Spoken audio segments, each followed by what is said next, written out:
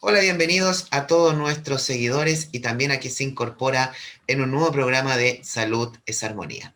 En esta oportunidad tenemos un gran invitado desde España que nos va a hablar de un tema sumamente importante. Pero antes de presentarlos voy a saludar a mis compañeros que me acompaña desde Guanajuato, México, el maestro José Luis Sánchez. ¿Cómo está, maestro? Hola, maestro Nicolás, maestro Mario, buenas tardes, noches, días, según la hora en que nos vean. Aquí Y la estamos. maestra Elvira, también muy buenas tardes. ¿Cómo está usted? Oh, no se escuchó. Gracias, disculpen. Buenas tardes. Es una alegría enorme y una gran expectativa la que tengo de poder escuchar al maestro sobre este profundo tema que se va a abordar el día de hoy. Gracias por estar aquí. Y muy bien, vamos a presentar a nuestro invitado, el maestro, él es escritor, también don Mario Sabán. Mucho gusto, muy buenas tardes, ¿cómo está? Gracias, muy bien, muchas gracias, muy feliz de estar con vosotros, un gusto muy grande.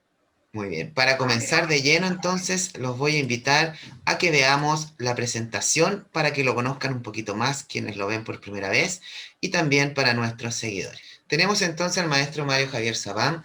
Él nació en Buenos Aires en el seno de una familia sefardí, descendiente de los judíos expulsados de España en 1492, licenciado en Derecho.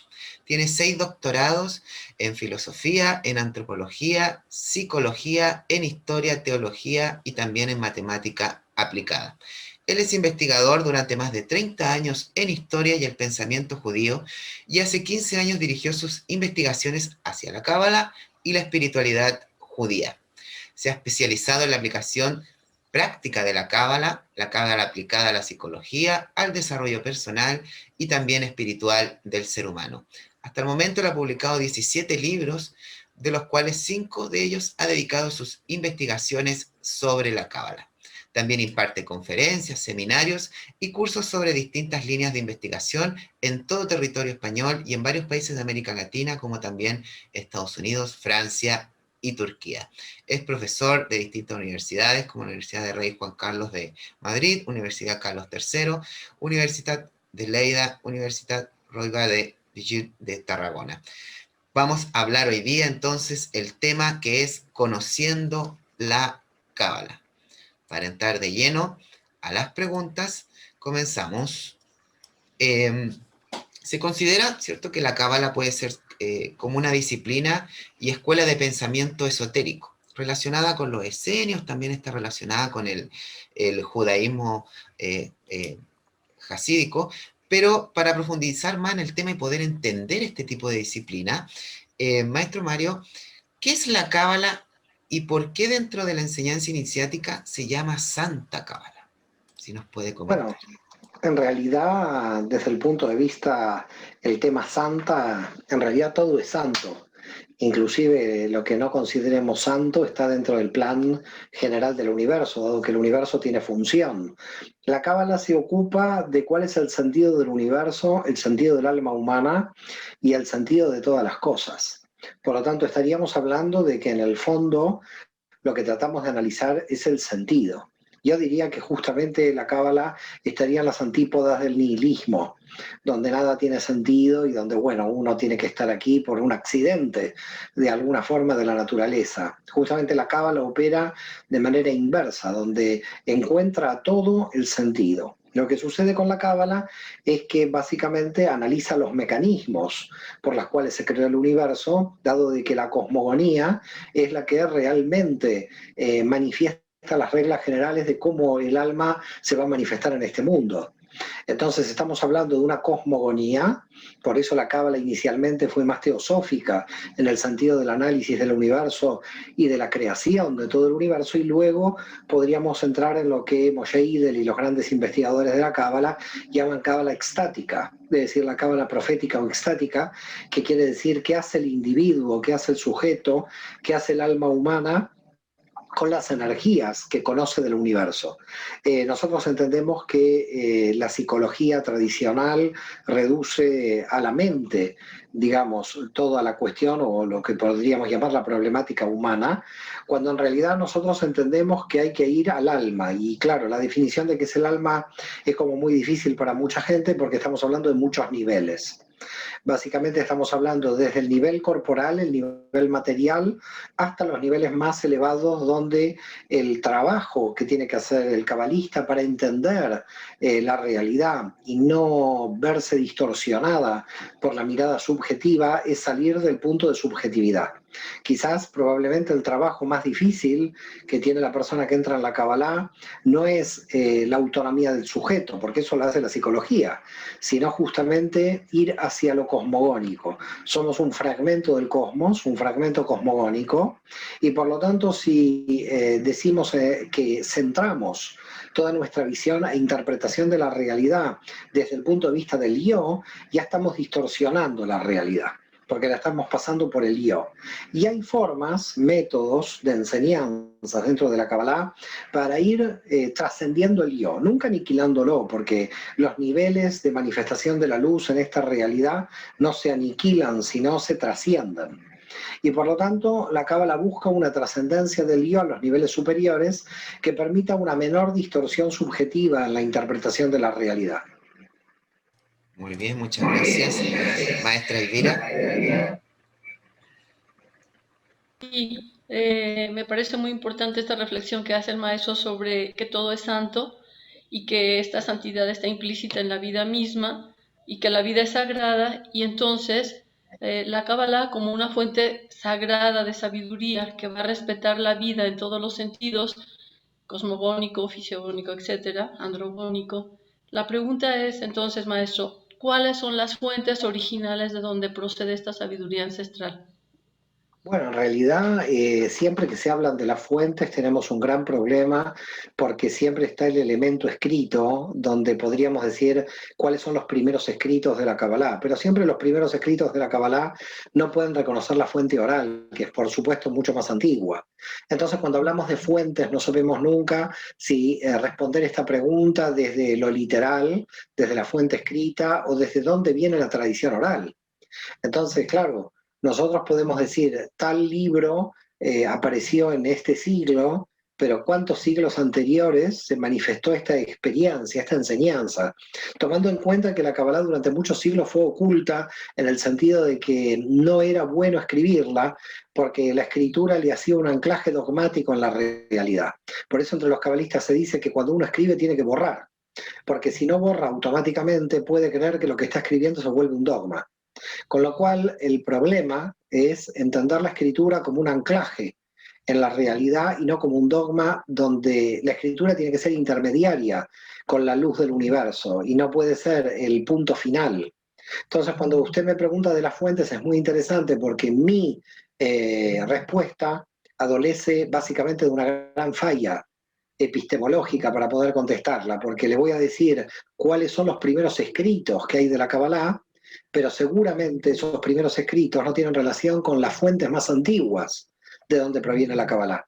Los primeros escritos son que nosotros nos encontramos de la Kabbalah es entre los esenios, en Qumran, entre los grupos del Mar Muerto, entre los siglos 1 antes de Cristo al 1 después de Cristo.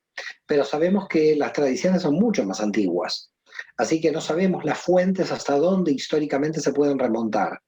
Lo cierto es que indudablemente estamos hablando de 2100 o 2200 años de una experiencia mística ininterrumpida en diversos círculos a lo largo de la historia de la humanidad, que dan lugar a muchas adiciones en cuanto a terminología y en cuanto a ideas que van apareciendo, ¿no? Cada uno de los cabalistas fue agregando algo anterior, porque usted tiene que comprender, y todos los que nos están oyendo, que desde el punto de vista de la Kabbalah, cada alma trae su luz propia.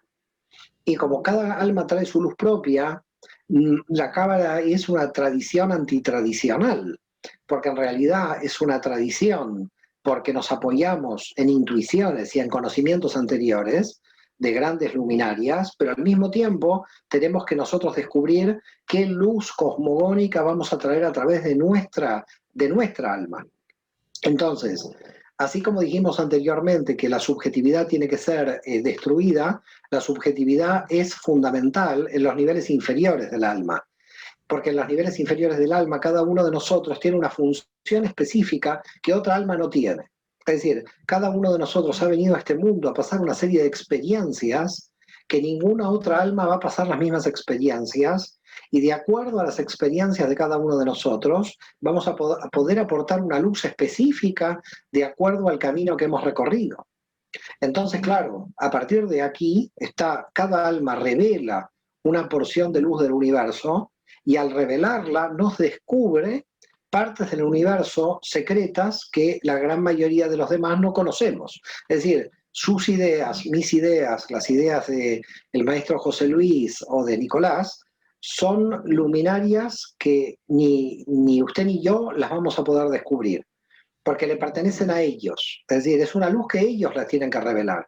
Por lo tanto, es muy importante para la Kabbalah la importancia de la mirada de cada alma en este mundo, lo valioso de cada alma en este mundo, porque no podemos llegar al concepto de Tikkun Olam, de rectificación del universo, que es la aspiración hacia donde va la Kabbalah, es decir, a una mejor humanidad, si se quiere. Algunos lo pueden llamar teológicamente la era mesiánica, pero a mí no me gusta llamarlo así porque entonces nos metemos en problemas teológicos. Pero básicamente lo que nosotros tenemos que traer a este plano material es la luz. La Cábala no va hacia el mundo superior, no va hacia la iluminación. La Cábala une el cielo y la tierra, tomando en cuenta de que la tierra es un lugar para que se pose el cielo. Es decir, tomando en cuenta que el campo de la materia tiene que ser un campo de luminosidad, un campo que se tiene que iluminar.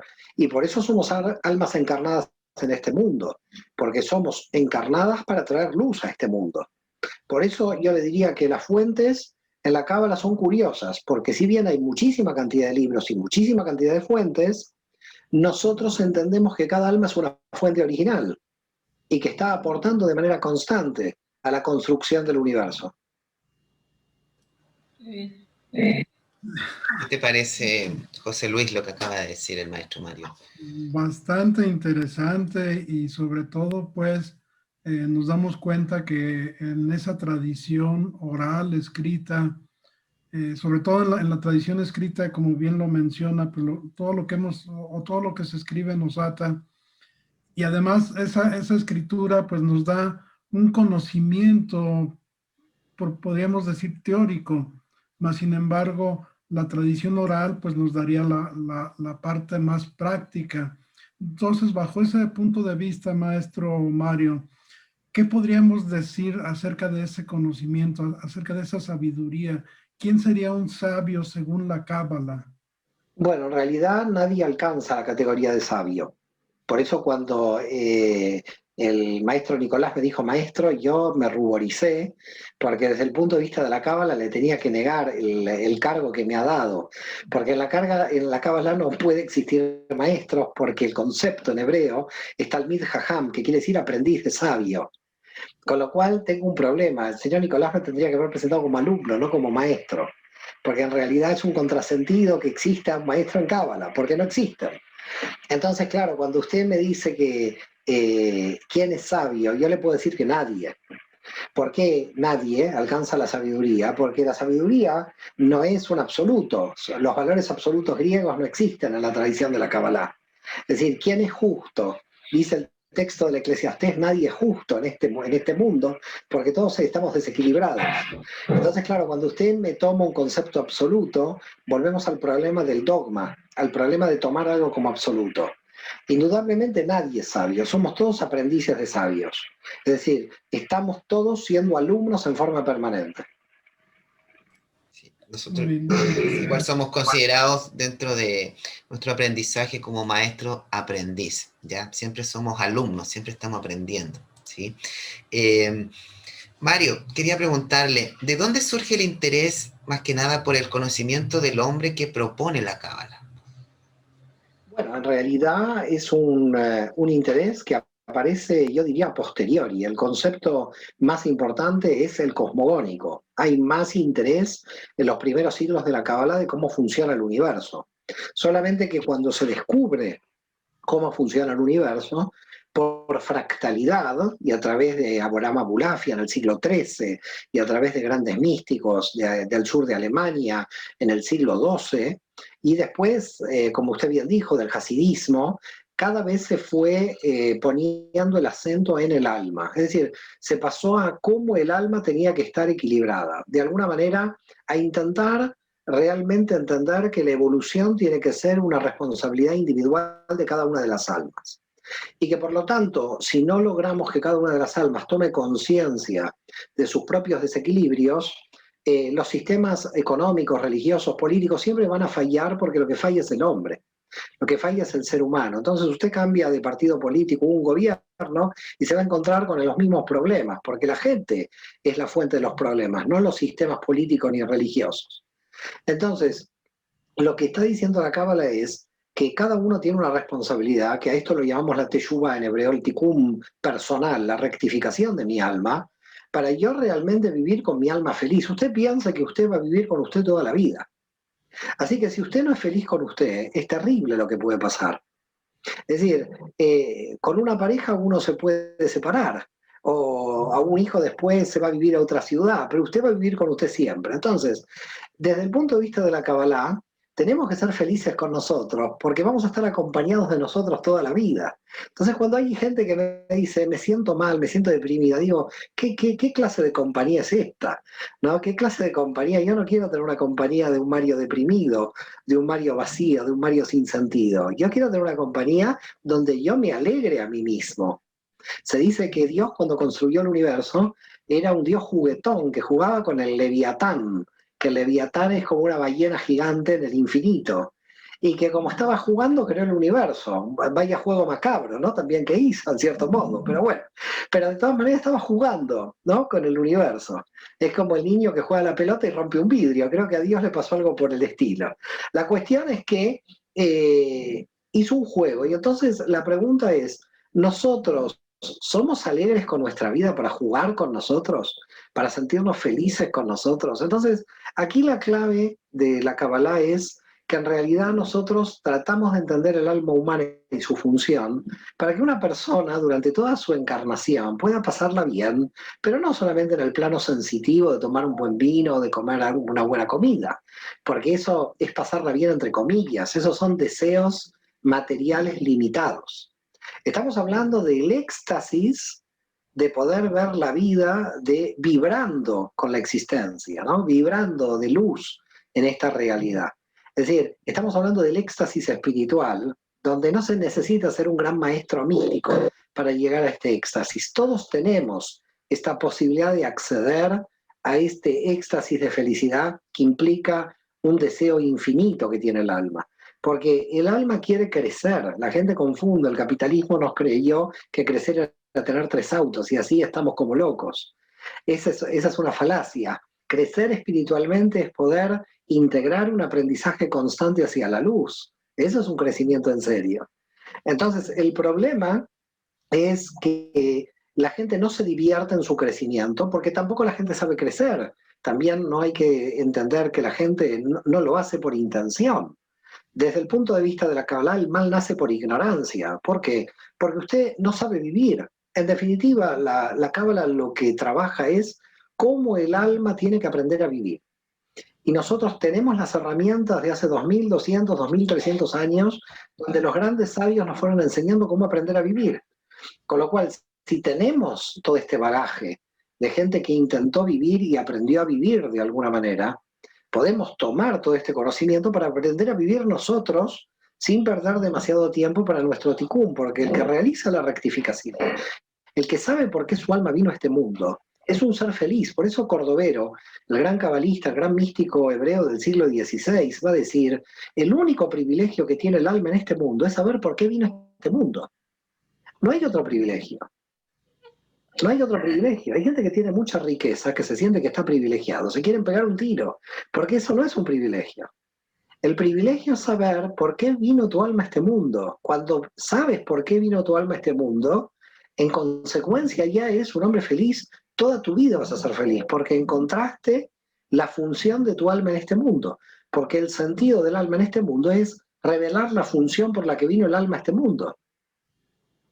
Así es, muchas gracias por su palabra, que también es importante también destacar que dentro de nosotros, ¿cierto? Que la filosofía del Reiki, más como un sistema de vida, efectivamente, pues nos enseña y nos guía a ser felices, ¿ya? A ser agradecidos, ser felices y sobre todo ser luz, tal como dice también dentro de la propia Cábala. ¿Qué Yo, opinas tú, maestro? si quieres, Nicolás, te puedo contar una anécdota muy fuerte Adelante. con una maestra de Reiki hace 5 o 6 años, que yo creo que esta la gente, porque la maestra Reiki me hizo la imposición de manos, me relajó, etcétera, bueno, y estuve, y de repente empezó ella a recibir un montón de información mía, que yo estaba ahí en la cama y me empezó a explicar cosas mías realmente increíbles. Y yo no lo podía creer, la información que estaba transmitiendo, hasta que en un momento, después de media hora, llegó y me dice, no tenía más como información que darme, ¿no? Había terminado. Pero yo estaba como muy relajado, pero sucedió una cosa como muy curiosa, no sé, los maestros de Reiki que nos estén escuchando, si esto es habitual o no, pero sucedió que yo le empecé a hablar de su vida. Empecé a captar lo que ella, es decir, habíamos tenido una conexión donde ella primero, de alguna manera, hizo de canal, el canal quedó abierto, después de media hora dijo no tengo nada más que decir, y que yo le empecé a decir cosas de ella sin darme cuenta yo desde la cama. El canal se volvió al revés. No sé si esto pasa habitualmente, pero yo dije, Dios mío, yo no tengo ningún título de maestro de Reiki, pero el canal se vio, y entonces la maestra Reiki dijo, aquí hay que terminar la sesión. Se asustó porque el canal se invirtió. Empecé a decirle cosas a ella. Pero bueno, muy curioso. Una gran amiga. Sí, pueden pasar, a veces suceden algunas de esas cosas que uno invierte de acuerdo al tipo de trabajo y conexión energética que puede haber entre ambas personas. Maestra Elvira, ¿qué opinas tú? Y me parece muy interesante justamente lo que dice el señor Mario, con todo respeto.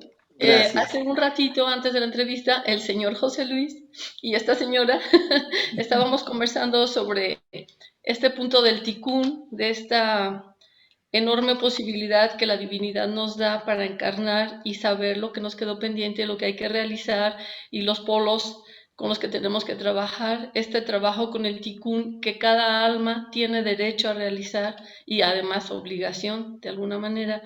Entonces también hablábamos José Luis y yo, esta servidora, sobre estos aspectos de cómo la cábala está interrelacionada con muchas otras ciencias como la astrología y muchas más.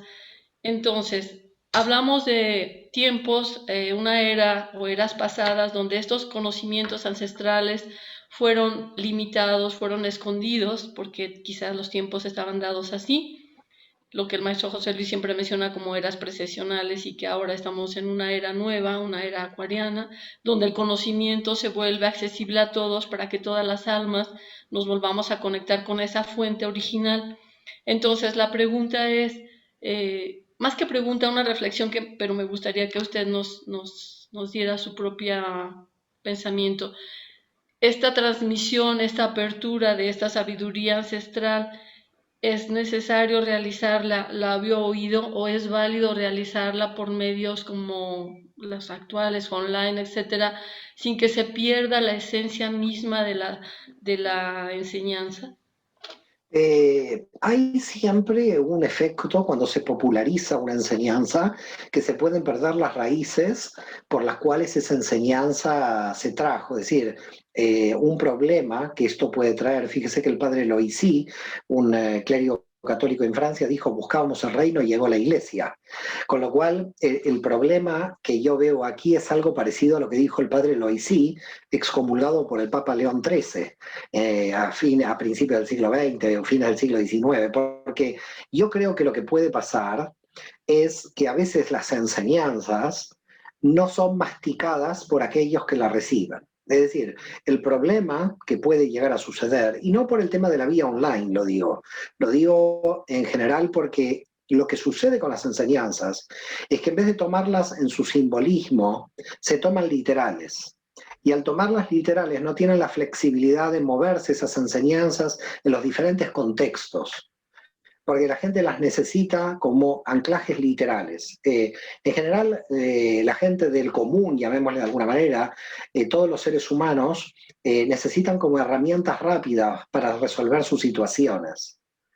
Y a veces esas herramientas rápidas son el problema, porque son una especie de salvavidas de hierro. Porque en realidad las herramientas rápidas lo que terminan haciendo es crear sistemas de seguridad con el gurú, o sistemas de seguridad con el nacionalismo, o con la religión fundamentalista, que son todas ideas que lo único que hacen es reemplazar a la madre en su situación de seguridad. Como la espiritualidad es libertad, y por lo tanto es la revelación de los contenidos del alma, y la gente tiene miedo a ser libre, por lo cual tiene miedo a revelar la luz que tiene el alma, la problemática que nosotros tenemos es que las enseñanzas se vuelvan literales y dogmáticas. Pero esto ha pasado a lo largo de toda la historia. Es decir, a lo largo de toda la historia, las enseñanzas de Jesús para que la persona se libere terminaron construyendo la dogmática de la Iglesia. Las enseñanzas de liberación del texto de la Torá terminaron siendo una serie de minucias rabínicas donde la gente casi no puede hacer nada de su vida. Es decir, aquí el problema que nosotros tenemos es que si la espiritualidad es libertad, la religión que se ha unido muchas veces en la historia al poder, lo que ha hecho es inculcarle al alma miedo y culpa. Y justamente la libertad de la espiritualidad es terminar con el miedo y con cualquier culpa que tenga el alma. El alma es responsable, no es culpable. Y el alma no tiene que tener miedo de ser lo que es. Pero como en general hay muchos miedos ancestrales o miedos familiares o miedos tribales o miedos culturales, las almas, cuando uno lleva estas enseñanzas, las transforman en dogmas. Por eso lo que usted plantea, Elvira, es algo muy, muy interesante y hay que tener mucho cuidado con el receptor de estas enseñanzas en el ejercicio de que hay que enseñarle al alma a ser libre para que revele su propia luz. La gente no quiere libertad, la gente quiere dogmas de salvación. Y lo peor es que son dogmas de salvación exterior, no una transformación interior. Es decir, a mí deme la receta, no me diga cómo se hace la receta. Es decir, a mí démelo masticado, no me haga que yo lo tenga que masticar. Y este es el gran problema que hay. La gente tiene que asumir la potencia del alma, porque en realidad aquí tenemos un gran problema. Yo creo que desde el punto de vista de la psicología, Maslow lo había descubierto ya en la década del 50 y se ve muy claro en la espiritualidad. Y es que la gente le tiene mucho más miedo al éxito que al fracaso, porque la gente le tiene mucho más miedo al potencial de luz que tiene. Y como le tiene miedo a su propio potencial, en consecuencia, lo que hace es crear un dogma rápido, porque la gente no quiere la verdad, quiere la salvación.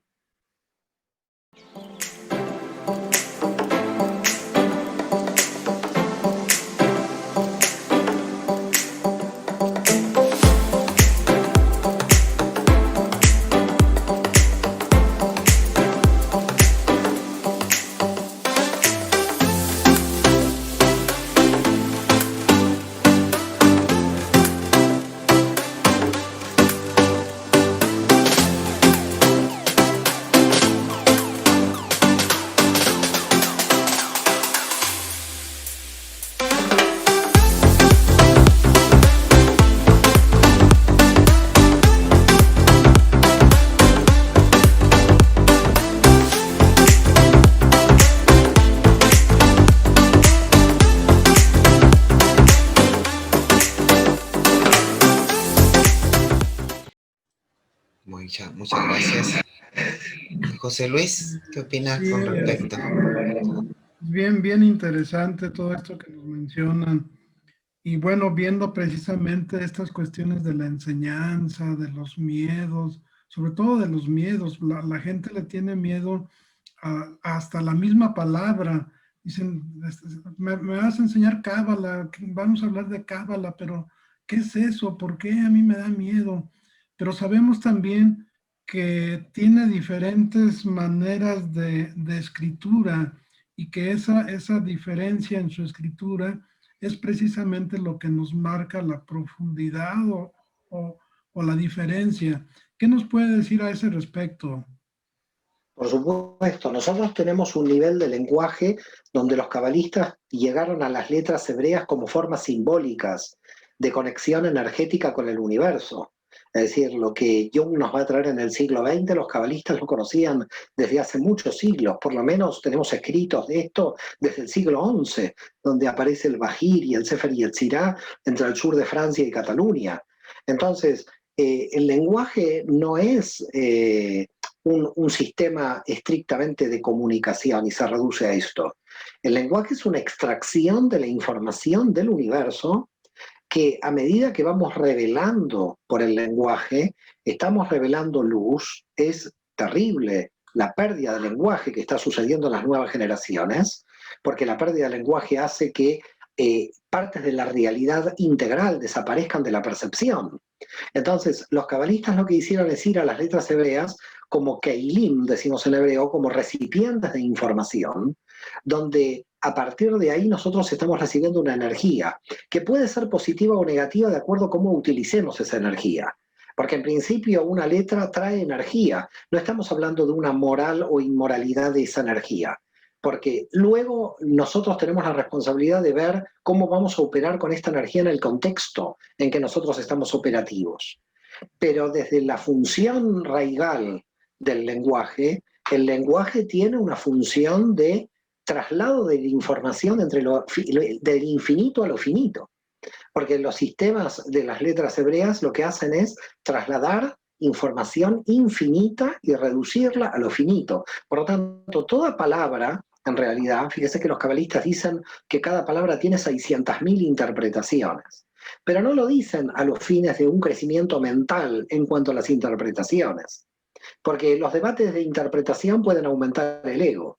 Son muy peligrosos los debates intelectuales de interpretación, porque entonces tenemos la mente que nos está condicionando y no nos está llevando a la realidad simbólica.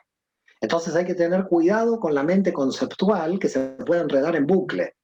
Y eso tenemos que tener mucho cuidado en la mística, porque la mística hace que la letra sea símbolo, no sea un lenguaje que nos esté mezclando en el bucle de la mente.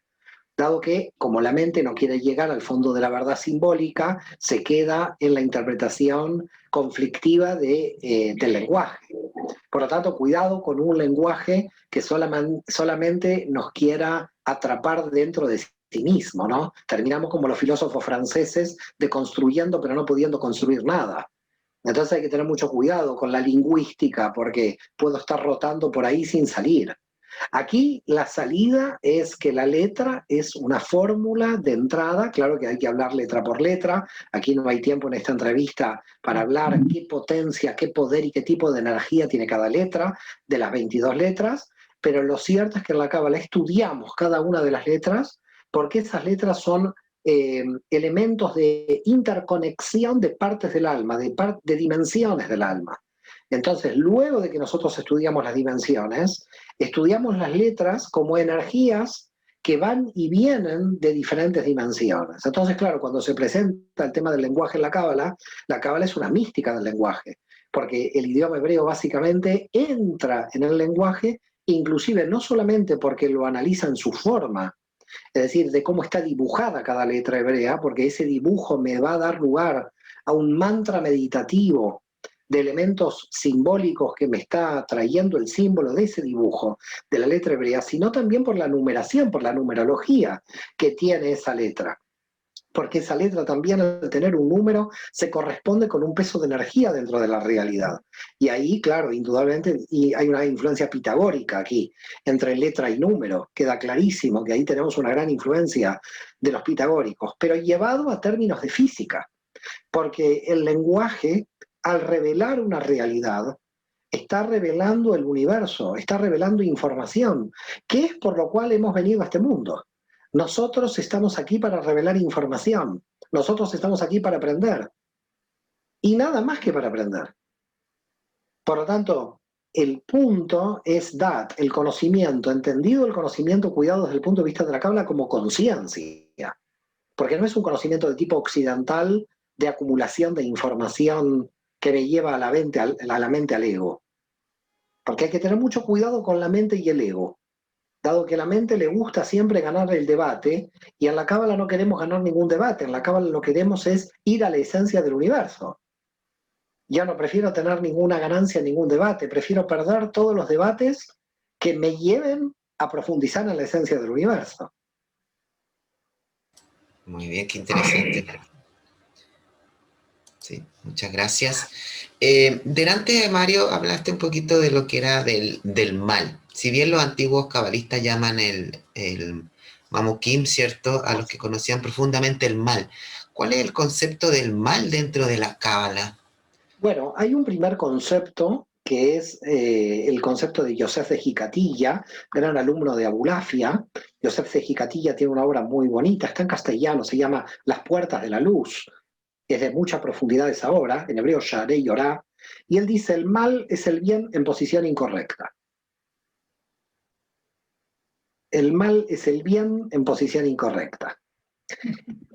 A mí me gusta mucho esto, porque en verdad, si una persona que está haciendo el mal estaría poniendo la energía en algo bueno, no tendría ningún sentido estar haciendo el mal. Es decir, en realidad, cuando alguien está haciendo una maldad, es que esa idea, esa canalización que está haciendo esa energía es incorrecta. ¿Para qué la está canalizando ahí si podría ayudarnos a ayudar a un pobre o un herido? Si la podría canalizar por otra parte. Pero el tema es que es la misma energía. La misma energía de que 4 jóvenes destruyan un auto porque quieren hacer el mal, es la misma energía que 4 jóvenes destruyan un auto porque están trabajando en la chatarrería. Con la diferencia que en el primer caso te lleva la policía y en el segundo te pagan y te felicitan. Entonces, la cuestión ¿dónde está? La cuestión a veces no está en el acto, la cuestión está en el contexto, la cuestión es saber dónde se sitúa la energía que uno pone. Entonces, ¿qué es el mal? El mal es una incorrecta posición de la energía de uno. Cuando uno hace daño, ha desviado una energía. Por eso fíjate que la palabra desviar en hebreo es satán, de donde viene Satán. Satán es el que te intenta desviar, pero te intenta desviar porque no es malo Satán. Satán es un enviado divino desde el punto de vista de la Cábala. Satán te intenta desviar con el objeto de que tú reafirmes tu camino, no para que te desvíes. Por eso se dice en la Cábala que Satán llora cuando uno se desvía, porque no quiere que se desvíe. Es decir, la función que le da Dios a Satán es que se desvíe. Pero si no se desvía, es como la función del policía. Si usted aparca mal, le tiene que poner una multa. Pero si usted aparca bien, el policía está contento porque no le tiene que hacer la multa. Él no tiene que hacer la multa, está contento. Dice, bueno, aparcó bien. El que puede estar mal es el Estado que no recauda. Ese es otro problema. Pero el policía está contento de que no pone la multa.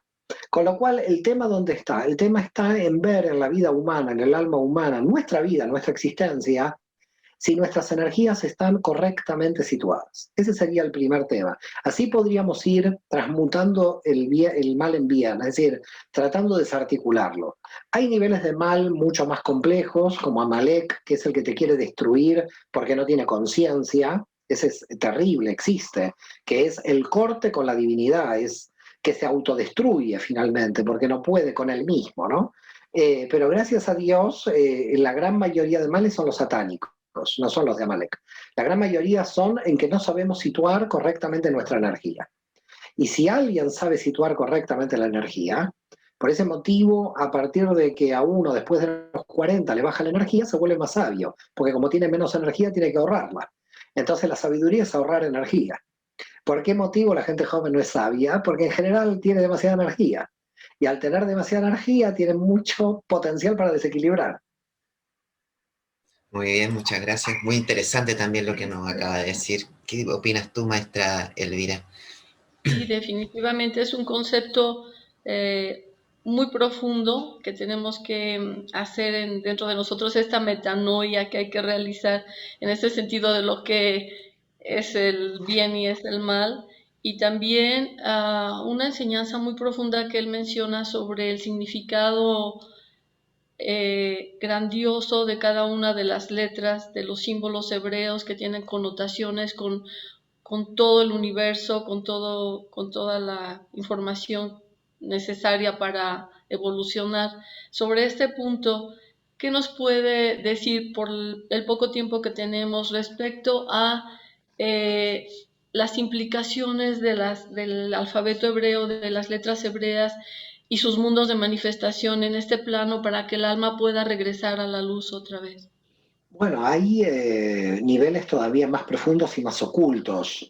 Como usted dice, hay poco tiempo para poder explicarlos, pero hay un lenguaje que nosotros llamamos el lenguaje de Metatron, que está en el libro de Raziel, uno de los más secretos de la Cábala, que es un lenguaje que podríamos llamar un lenguaje todavía más, no antiguo, pero mucho más raigal que el hebreo, si se quiere. Porque el hebreo todavía es un lenguaje que podemos soportar, en cierto modo. El lenguaje de Metatron es un lenguaje que, dice la tradición, cuando Adán perdió el paraíso, que en realidad es un tema curioso, el tema del paraíso y cómo lo tratamos desde la Cábala. Porque no es que Dios expulsó a Adán y Eva del paraíso, es que Adán y Eva expulsaron a Dios del paraíso. Cuidado que es al revés. En la Cábala no hay una expulsión de Adán y Eva. En la Cábala, Adán y Eva se cortan de la matriz ellos. Así que ellos expulsan la conexión con la divinidad. Y por eso pierden el paraíso. Entonces, en realidad hay un misterio aquí. Un misterio que hace siglos en la Cábala lo conocemos. El paraíso está aquí. El problema es que perdimos la conexión. Ahora, para poder volver a conectarnos y que esto vuelva a ser el paraíso, tenemos que ir a lo más profundo de la información. Porque si no vamos a lo más profundo de la información, nos vamos a quedar en la superficie, que es en general lo que hacemos. Somos superficiales, porque estamos en el campo de la materia. Lo que tenemos que llegar a hacer es ir a los niveles más profundos de la información. Y ahí no solamente tenemos el hebreo, tenemos el lenguaje de Metatron, que está, ya le digo, en ese libro de Raziel, que dice Dios le dio a Adán cuando lo veía llorar por haber perdido la conexión con el paraíso. Porque por la angustia que tenía de haber perdido, porque se sintió la pérdida cuando se perdió. Con lo cual, cuando se estaba en ese estado, no había pérdida y tampoco se conocía ese estado. El estado se pudo ver cuando se perdió. Por eso, en realidad, desde el punto de vista de Kabbalah, decimos que el alma comienza a rectificar, en realidad, cuando se siente más perdida que nunca. Cuando un alma cae en lo más profundo de su perdición, en la Kabbalah decimos que hay que alegrarse. Porque en lo más profundo de un alma que se ha perdido, empieza la redención del alma. Empieza su camino de regreso. En lo más profundo de la tiniebla del alma, en lo más profundo del vacío del alma, ahí una pequeña luz ilumina absolutamente todo. En ese nivel de oscuridad. Por ese motivo, cuando hay gente que está en ese nivel de oscuridad, tiene que comenzar a darse cuenta de que ha caído tan bajo para subir más alto, porque para subir uno necesita el empuje, el envión de lo más bajo. Por eso, las almas que caen mucho son las que pueden tener el privilegio de subir mucho, por la caída que han tenido. Es decir, por ese motivo dice el texto de Proverbios, el justo se cae 7 veces y se vuelve a levantar. Ese tiene más luz que el que nunca se cayó. Entonces, claro, las letras hebreas son esa información que me están dando una información no meramente conceptual, reitero, simbólica, pero que en realidad, dice Abraham Abulafia, existe en toda la realidad, que todo el campo de la realidad serían como letras hebreas, donde desde cualquier lugar de la realidad, desde cualquier fragmento finito de esta realidad, uno puede conectar con el infinito. Por lo tanto, no es solamente las letras hebreas en tanto letra, no nos quedemos en la letra, sino en cuanto a una meditación que uno pueda realizar en el bosque, donde es compatible con esa energía, porque al final una letra hebrea es un tipo de energía. Entonces que la gente no entienda la letra hebrea literal ahora.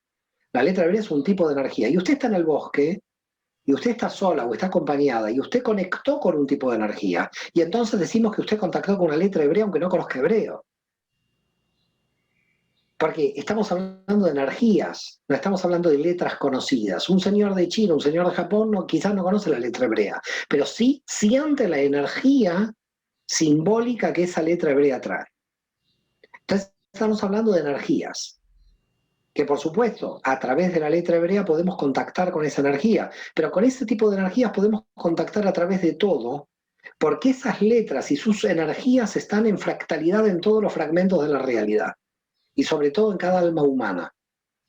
Por lo tanto, el alma humana contiene la información en su interior de las 22 letras. Y por lo tanto, todos nosotros tenemos la energía de las 22 letras, tanto en nuestro interior como en el exterior. Por tanto, habría que hablar mucho mejor de energías representadas por las letras, que quien no conoce la letra hebrea sí puede sentir ese tipo de energía igual. Y por lo tanto estamos diciendo que contacta con la energía simbolizada en esta letra. No sé si queda claro el concepto. Sí, muchas gracias. Me recordó ahorita una enseñanza también que dice por ahí que por ahí por donde te condenas, por ahí por donde te salvas. Esta posibilidad de ir hasta el fondo de los infiernos es la misma posibilidad y el mismo impulso que te va a permitir llegar a lo más alto de tus propios cielos. Es muy Sí, afortunada esta. lo que pasa es que hay una diferencia. La diferencia está en que la condena es por ignorancia. Es decir, la raíz de la condena no es una condena, sino que la condena es producto de la ignorancia. Por lo tanto, con el aumento del conocimiento, salimos de la ignorancia y por lo tanto salimos de la condena. El problema no es que estamos condenados per se como un pecado original, sino que estamos en realidad autocondenados por nosotros. Por eso Kafka va a decir que el peor grado de culpabilidad es un culpable que no sabe por qué es culpable. Entonces, el problema es que en la Cábala sabemos por qué somos culpables por ignorancia. Por lo tanto, el ignorante no es penado en la legislación, porque está inhabilitado. Es decir, un loco que mata, no sé si va a la cárcel, va al psiquiátrico. Entonces el problema es que estamos todos locos porque no sabemos lo que pasa, por la ignorancia que tenemos. Al no tener conciencia, hemos sido condenados por la falta de conciencia. Por lo tanto, volviendo a tener conciencia, desaparece la condena, porque no hay condena aquí.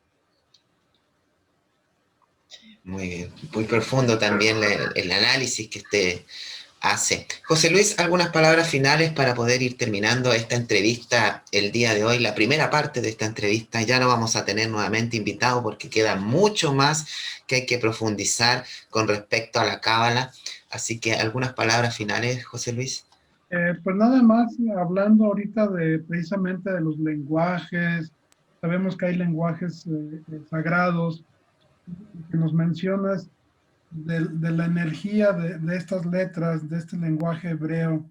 ¿Será que también esas energías son diferentes en cada una de las letras de acuerdo a cómo nos las clasifican de 3 letras madres, 7 dobles y 12 simples?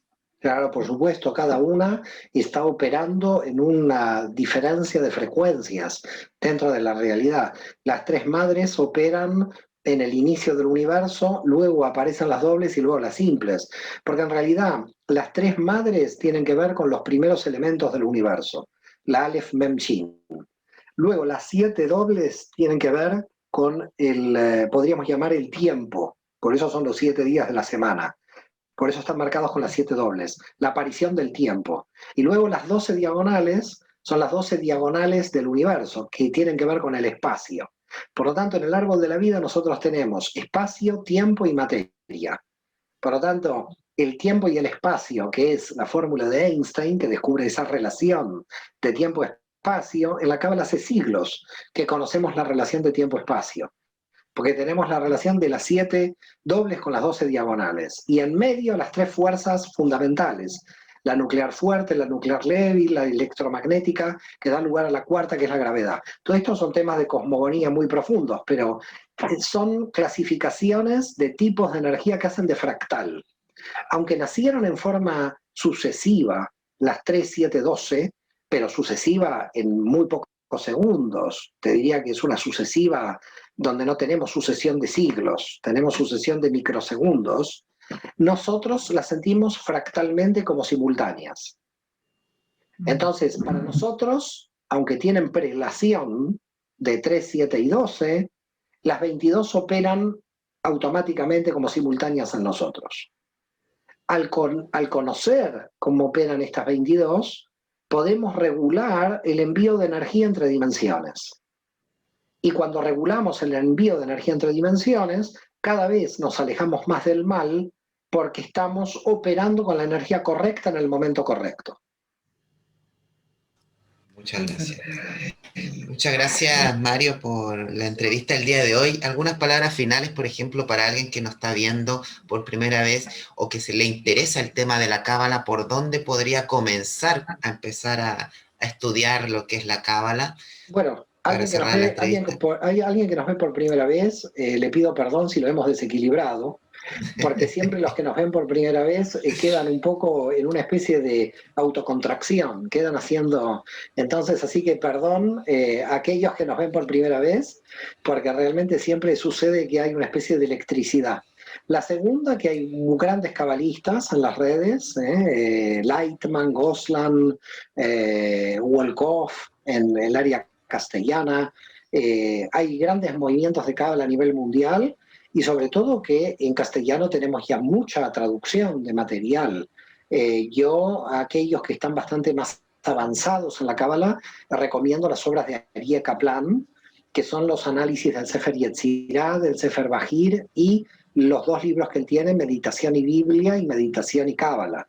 Pero estamos hablando de no de principiantes, estamos hablando de ya de gente que tiene un nivel intermedio. Los principiantes podrían comenzar con libros como el de Ionet Tzalai, que es un cabalista uruguayo que murió joven, lamentablemente, que Dios lo tenga en bendición. Libros de Mario Satz también. Hay una obra mía que se llama Sod 22, El Secreto, que podría ser también de inicio.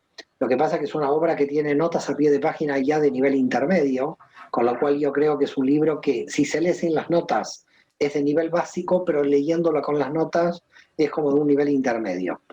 Hay mucho material y por supuesto está muy abierto ahora en las redes. Lo que sucede, como todo, y lo decíamos anteriormente con Elvira, hay muchísima gente que rápidamente quiere divulgar los contenidos de la cábala sin conocimiento y conceptualmente se ven cosas muy raras dentro de las redes, ¿no? Pero yo creo que esto pasa en la cábala y pasa en todas las materias, no es un problema de la cábala en especial.